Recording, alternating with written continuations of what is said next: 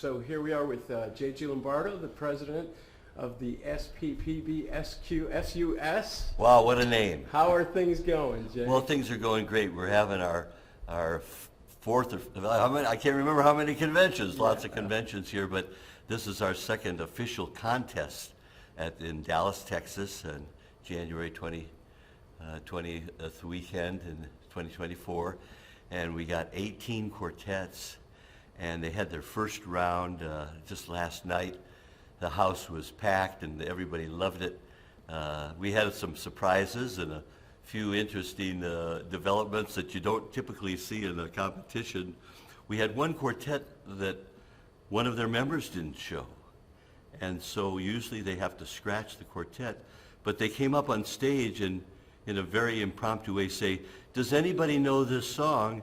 And somebody jumped out of the audience and went up there and they sang their set, so they got to sing in the contest. It was the most unique thing I've ever seen in a competition, and we're very flexible for that sort of stuff to happen, and they did a great job. So everybody had a good time listening to that, and we were all surprised to see how the quartet made it happen. Yeah, it was very cool, yeah. That's fantastic. So you said there were 18 quartets that went across the stage? Yeah, 18 quartets, and these are all members of our society. They're registered, and they enter the contest, and they love to prepare and compete, and that's one of the aspects of our convention, but it's not the only aspect. What else happens? Well, a lot of things go on here for members that like to participate as well as listen. They love to listen to the top groups perform and hear them sing and see what they bring. And we have some beginning groups too that make a very good effort. That's fine. But what's important here in our new Barbershop Society is that we are traditionalists. We uphold the traditional style of barbershop quartet singing, an all-male quartet, and the members love participating in the hobby themselves. So we do what's called gang sing. That's where a group of people get together and we have a leader that takes them through well-known songs. If you don't quite know it, you listen in and you begin to learn your part and sing with the guys. We have tag singing. Now the tag thing is unique to Barbershop Quartet. How is that? Well, the tags are the endings of songs that people love because they have a big finish to a song or a soft finish, and they're the parts that you can kind of learn from hearing the quartets do it. We call them tags, or the endings.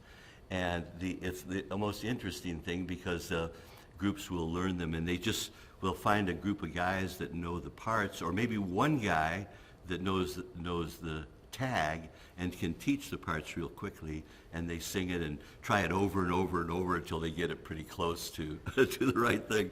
So that's a fun activity, but we have that as an activity where people can go and there's a leader teaching the tags.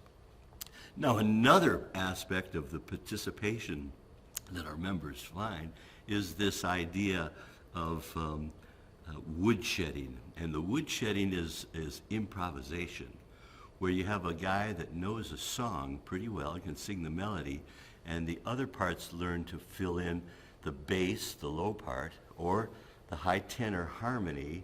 And then in the old days they used to call this the fill-in part. He would go take the note in the chord where the melody wasn't, and he would fill it in to make the four-part chord. So we call that woodshedding, and it's kind of a lost art that we're bringing back for guys to do, and we have some very good teachers and leaders that walk our guys through the paces. So does it take anything special for somebody to learn these skills? Well, we find that barbershop is what we call the common man's art. It does require a sense of hearing harmony, which many people have. They can hear a tune and they kind of hear that second part that goes with it in the harmony. And with a little help and beginning to stay on your part, you learn to sing and harmonize. And so doesn't require, if you can carry a pretty good tune, like you sing in the shower, or maybe you hum along with your favorite song, or you've done karaoke, where you know a song and can sing pretty well, you could probably do barbershop. Oh, no Yeah. kidding. Yeah, that's pretty cool. That's great. So how does it compare to some of the harmonies that we hear today on the radio? Well, barbershop has its roots back in the turn of the last century.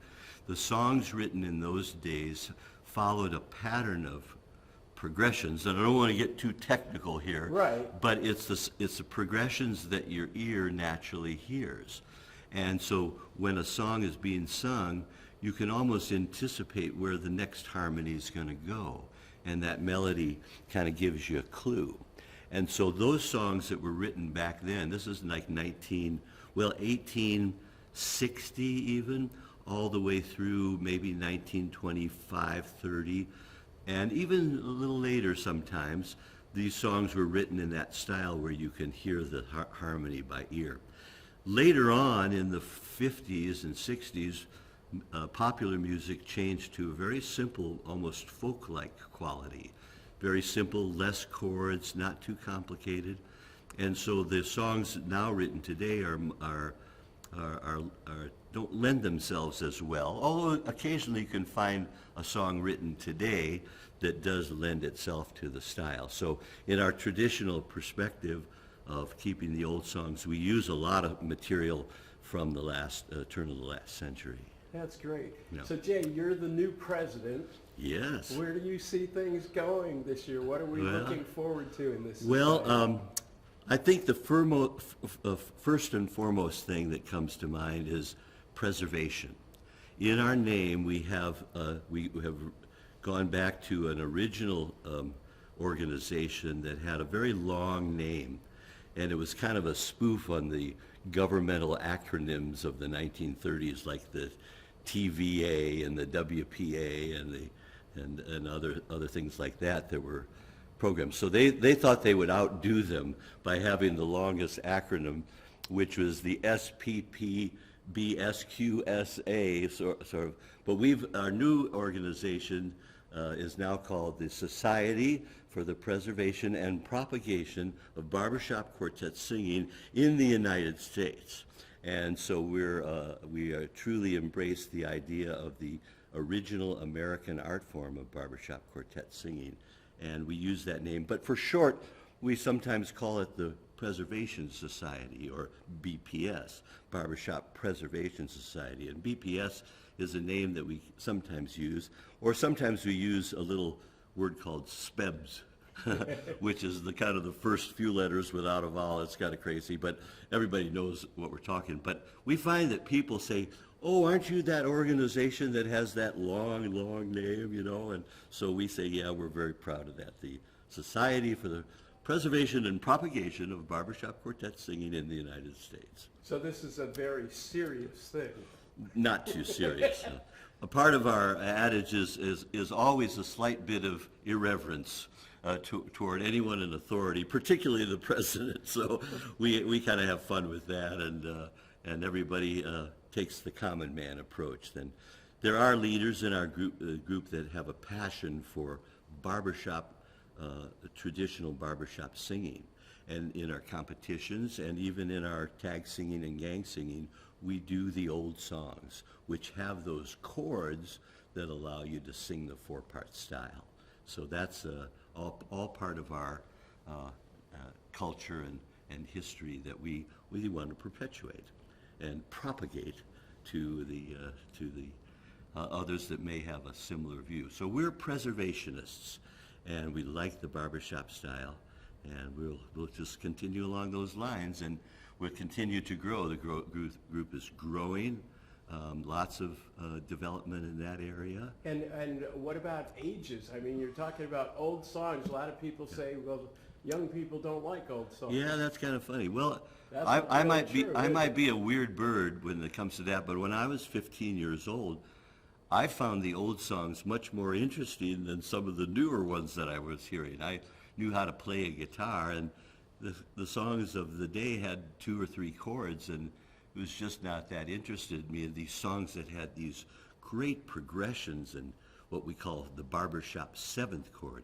There was even a song written back there, "Play Me That Barbershop Chord." It was such a unique kind of sound because of the way that harmony works with that that they even wrote a song about it. Play me that barbershop chord.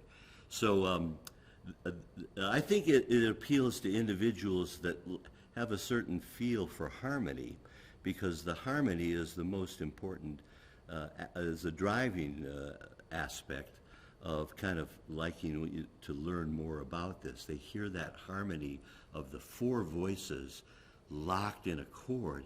Many people have heard the musical Music Man, which features that barbershop quartet, where the music man says, you know, sing down here, ice cream, talk slow, and he teaches the school board how to sing barbershop, and all of a sudden they burst into song, and the other character says, those men have hated each other for years, but now you'll never see them apart because they're always singing the barbershop style.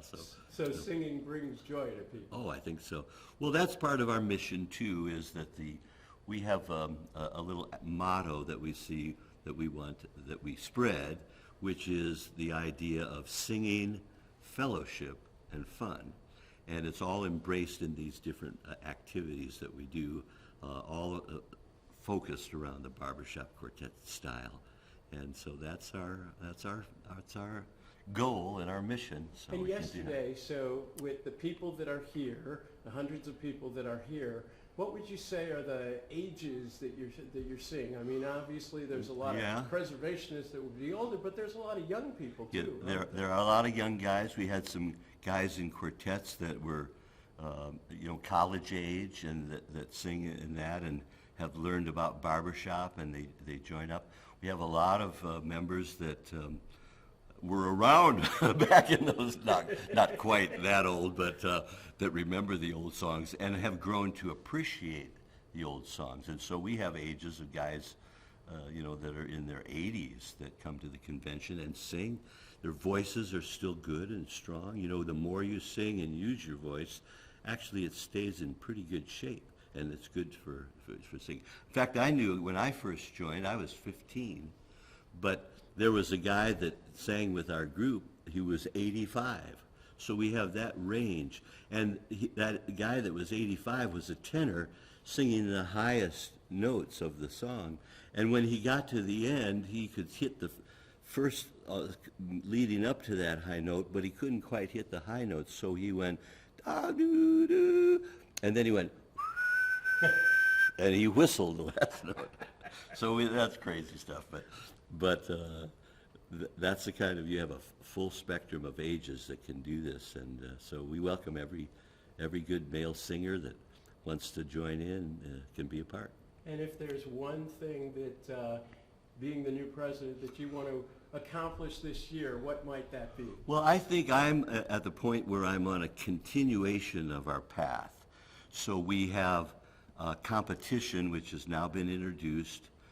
We have a tradition of that in the barbershop world of hearing barbershop sung well. But we also we're maintaining the tradition that the arrangements are accessible to all. So we don't look for difficulty, but we look for the expressiveness of the quartet.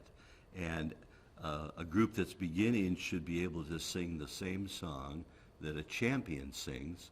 It's just that the champ does a little bit better, and that's who the beginning group emulates. But they sing the same material, so it's not like difficult where you have to learn to sing hard things. And we try to avoid elitism a bit in our path. So we want to keep on this journey of inclusiveness with all of our male singers, of following the traditional barbershop style, and making that whole effort full of good singing, fellowship, and fun. Great. Thanks, Jay. You're most welcome.